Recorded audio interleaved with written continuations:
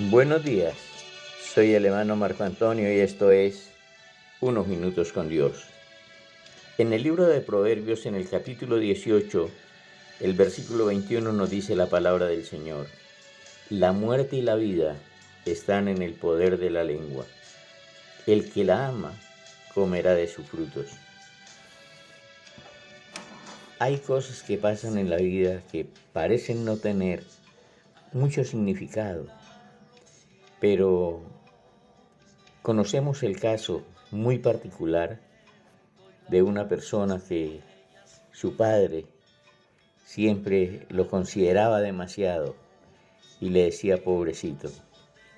Cuando habían reuniones familiares y todos debían aportar, el papá decía: no, él no tiene, pobre, yo doy por él. Y siempre lo consideraba así, un pobrecito. Y efectivamente, era un pobrecito. El papá le dio dinero para un negocio, nunca lo pudo realizar porque era como una maldición que el papá le había dado, diciendo: pobrecito, mi hijo no puede.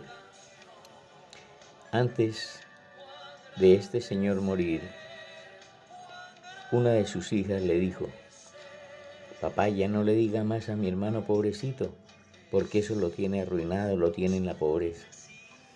El padre levantó aquella maldición, fue guiado a pedir perdón por lo que le decía a su hijo. Y después de que el padre levantó esa maldición, el hijo empezó a prosperar. Él antes entraba a trabajar a una empresa y no duraba 2 meses.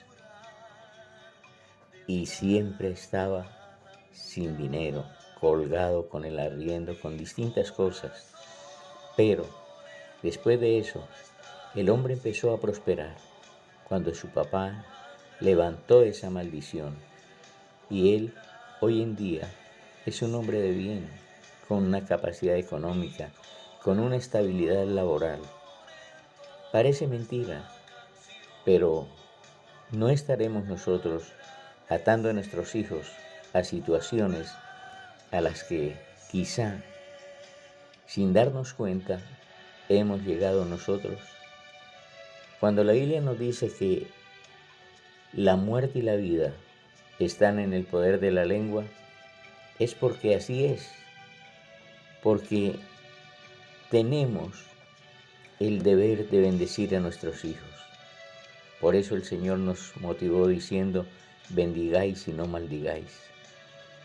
Es necesario que nosotros cambiemos nuestra manera de pensar y de hablar acerca de nuestros hijos o de las personas que están cerca a nosotros, porque podemos elevarlos a cosas tremendas.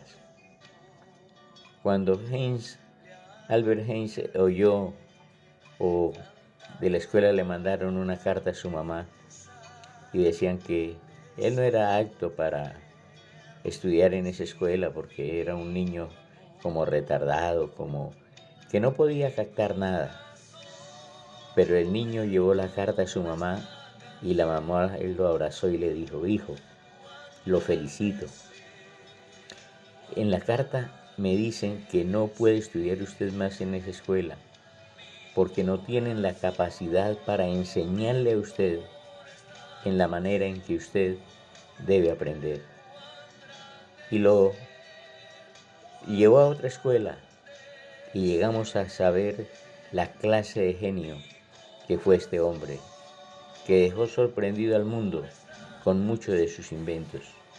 Después de que su madre murió, ella todavía conservaba la carta y él la encontró donde decía que él no tenía capacidad para estudiar en esa escuela porque era como si fuera un retardado.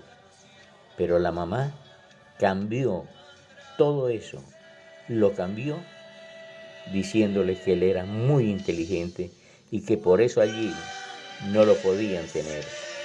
¿Cómo está tratando usted a sus hijos? Motívelos a ser grandes.